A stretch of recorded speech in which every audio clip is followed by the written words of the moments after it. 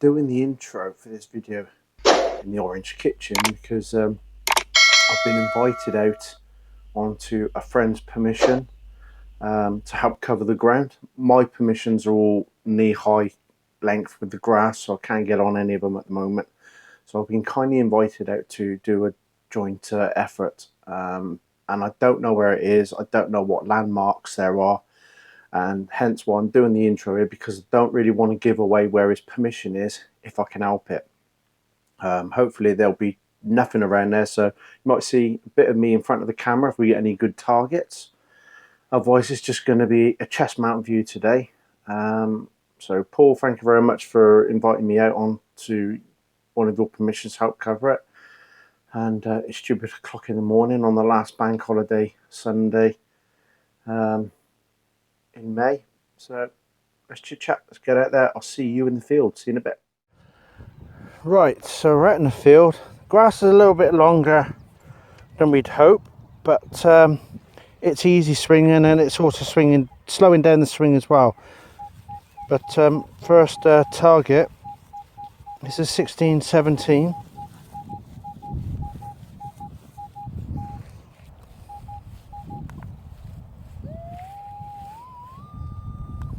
About 3 bars down. I'm going to take the pinpoint off, and I got that little bit of a grunt. So this ground is so hard. You wait and you wait and you wait for land to be able to go on, and then we have a real spot of hot weather to dry the ground out. Well, the grunt is in the plug, and I've got a nice clear tone still in the hole.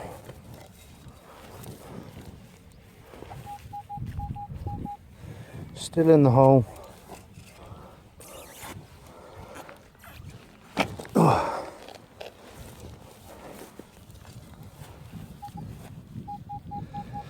Yeah, what we might have to do is we might have to come back to this one. Show you what we find. It's very hard digging. So we'll pause it here and we'll be right back. All that hard work for a bit of lead. But that's the first hole out the way.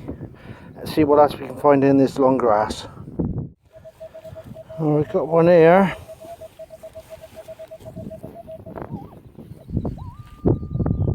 Not that deep. Thank God. I'm 18 stone, and even I'm struggling to drive the spade down in.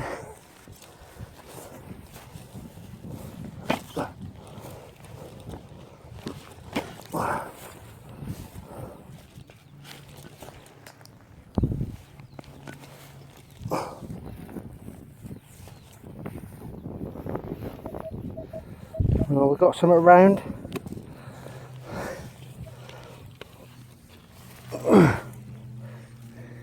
Back on a coin, if you can call it that.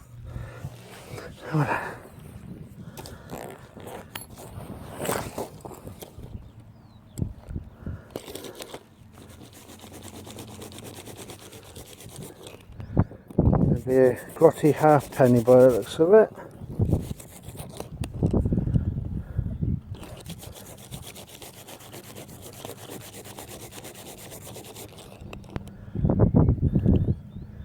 Yeah, it's a grotty penny. I can get a date off it, or whoever it was. I'll put it on the screen there. Other than that, we're up and running on the coins. Right, we're on to our second coin of the day. This one is a penny.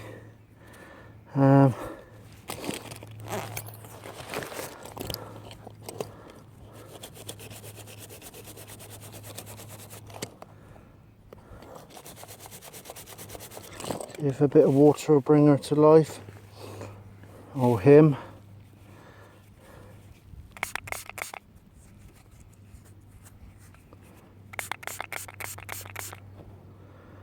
Be lucky if I can get a date off that one. It's Got your larger than normal sort of rim to it, and I'd hazard a guess and say that he's following me around, and I'd say that's a George III. Get in there, boy. Those that have been watching me for a while, you know how much I like my George III. I'll take that one. Excellent. Right, apologies if the previous footage was a bit unclear. I didn't have my external mic plugged in. Just unearthed that.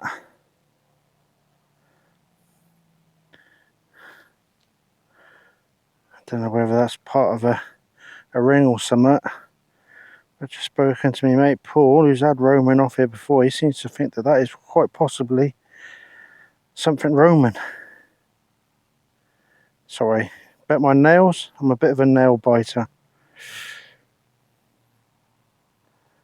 Yeah, so that's a good start to the day. 2 coins, possibly a bit of Roman as well. Not bad.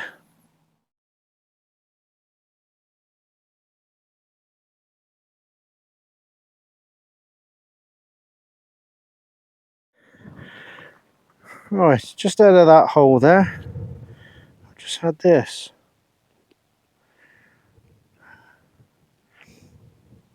Now, first of all, I thought it might be in a button, but that may be a mount.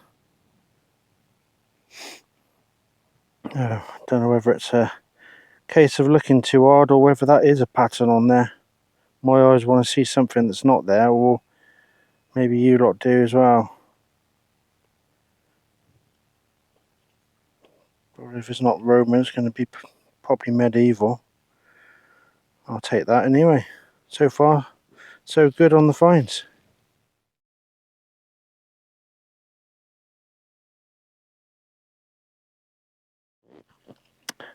Dare I do a live dig? 20, 22, 24.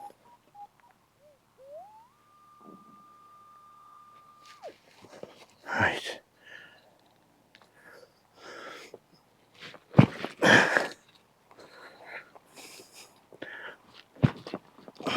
Nice clear signal. There's no iron grunt when you take the pinpoint off. So let's hope it's something decent.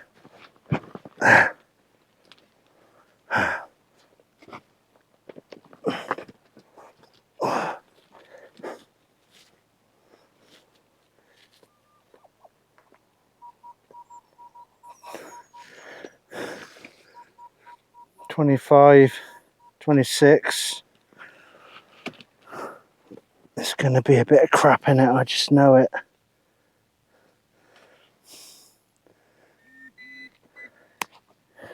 Is it that there? Yeah. What a tart. Some valve nuts or something. Yeah, it'll be hollow right up way through there, so yeah, probably off some farm machinery or something. Thought it was too good to be true on that tone. Right, I've got one here. It was 17. It's got a very thin edge to it. Should we see what it is together?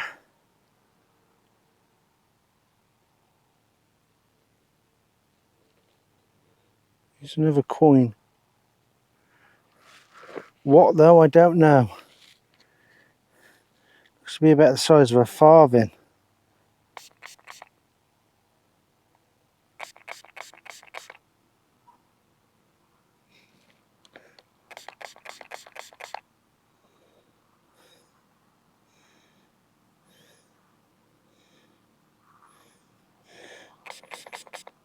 I think it's a George.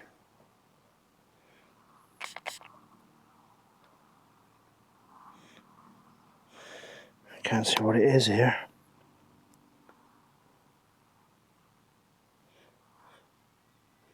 I think it's a George. I don't know which one. I can't really make it out. The sun. It's just George VI. George VI, so I'd say that's a farthing. I might be wrong. That's another coin. Rung up lovely.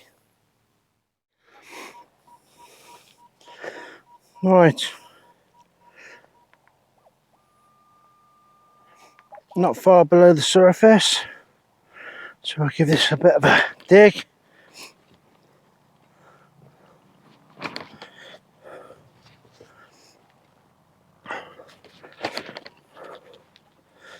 We are approaching the end of our timeout, I think. Going to be finishing about 3 o'clock. So I've probably got about an hour left.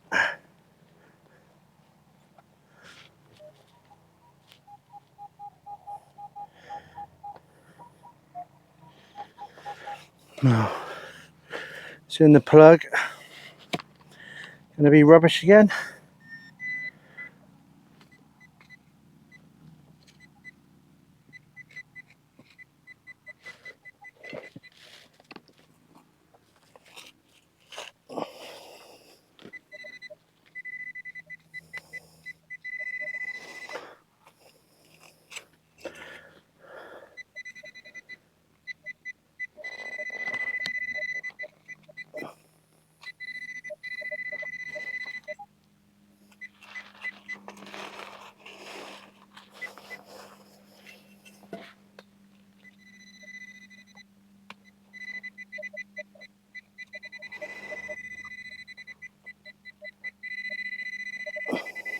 Going to be something rubbish now, isn't it? Ah, Saxon Shotty. At the bottom of this hole, about 3/4 of the depth of the pinpointer, and a spindle whorl. Now I'll give that a proper clean up alone with some warm soapy water. Here is the Dark Knight's top tip for lead spindle whorls. When you get them out the ground, give them a bit of a clean up, but don't get them home. Don't put them in water and take off all the dirt. Leave a bit of grime on there because it really does help pop the detail out. And there's not a lot of detail left on this one, but if you take that and you get it in soapy water and you get a toothbrush and you take off all the grime, you get none of those little bits pop out at you. Just leave a little bit of grime on there and they really do pop out at you. Another little artefact, ringing in a 15, a little pistol shot. Haven't found one of them for a long time, so I'll take that one. Right, these are the goodies that my mate Paul has found, along with a cartwheel, jammy bugger, probably part of a buckle there, various bits of coins. That one there we're going to give a bit of a clean up. There might be something on that. Bridle ring, bits of lead, and there's this weird little bit of lead here. Almost like it's yeah, somebody's tried to knot him. But no, I think between us we haven't done too bad. Pretty good so far. We're in the later stages now. We're going to give it one more go and then we're going to head off home. Welcome back to Shed Quarters. It turns out that that cartwheel penny that my mate Paul found was in fact a fake. And we're going to go and compare it with one that I found and you'll see the difference, hopefully. So there we are, the two cartwheel pennies close to each other, and on first glance some people may not be able to actually tell the difference. Both with the worn down appearance of George III on the front there, with the lettering around the back. Now for those that can spot the difference, if you're watching this in the premiere, if you put in the comments which you think is the fake one, the left hand one or the right hand one, and I'll give you a couple of seconds. Right, let's go down and have a look. So if we go a bit closer, can you spot which one is the fake yet? Now if you said the left one, you're correct.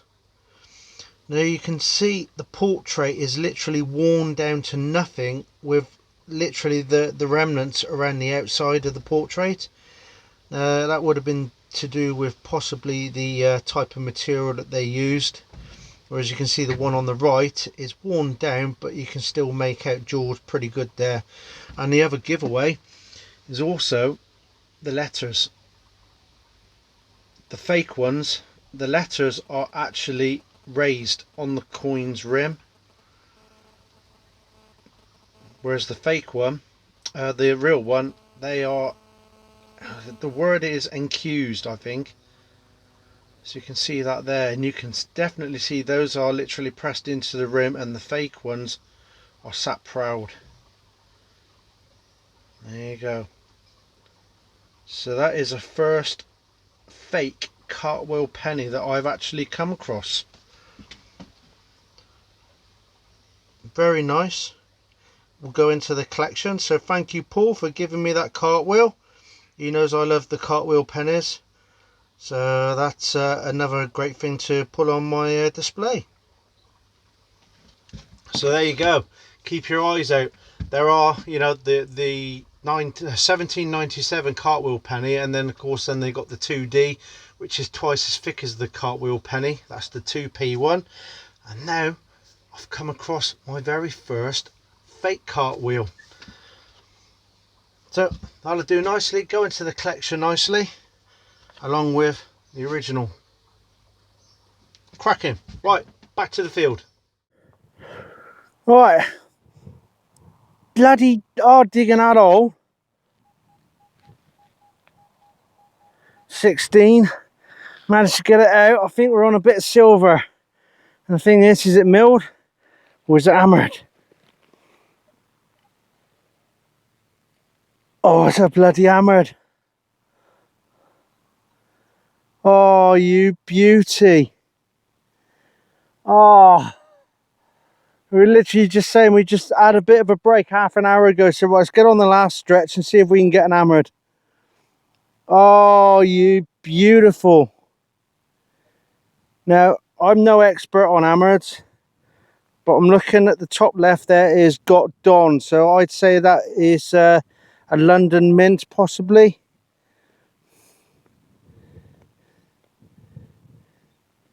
And I think it might be, is it Elizabeth I? I don't know, I'll have to have a look at it in my book, and you'll definitely see on the screen now, but get in there! Woo-hoo-hoo-hoo! Oh yeah!